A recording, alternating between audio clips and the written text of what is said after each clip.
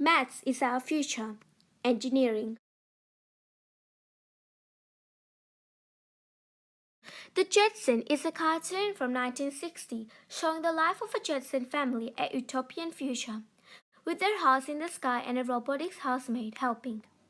The Jetson drives an air car. Although this show was made nearly 60 years ago, flying cars are something we still associate with the far future. We have been writing about flying cars since the early 90s, but now we are closer than ever.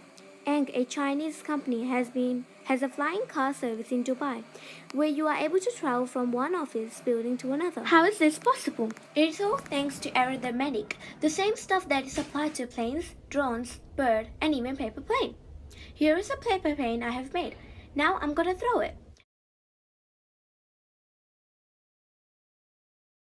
When the paper plane flew, we are seeing an equation called Bernoulli equation in action. Bernoulli equation states the air on top of the plane wing has a drop in pressure, and the air beneath it has a higher pressure. This causes the lift effect. Bernoulli equation can be applied to flying cars, giving them the height to fly. I'm sorry, but I have to break the bad news.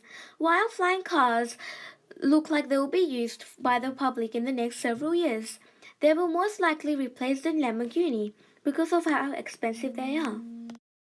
So what else should you be looking forward to the coming years? Self-driving cars. They are always rolling around in parts of America in restricted test areas and conditions.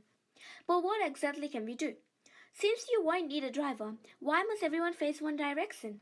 Some cars might have a living space where the seats face each other so the passenger can talk to each other. While talking about passengers, I should mention the number of cars compared to the number of drivers when everyone is driving to work. The equation above shows the relationship between drivers and cars on road.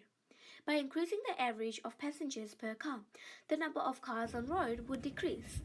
This would be far to help the environment and slow down climate change. Back to self-driving cars. Another feature is that cars will be able to communicate to another one. The cars are able to use electromagnetism described in Maxwell's equation.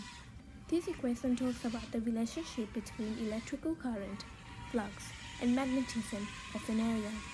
The car in the future could use Maxwell's equation to communicate with each other, telling each car around it that it may be moving a direction in order to avoid collision. Similar to the way the cars communicate, they will also be able to look for obstacles and avoid them. Take this little robot for example. There are sets of obstacles for him to overcome. He does this by sending out sound.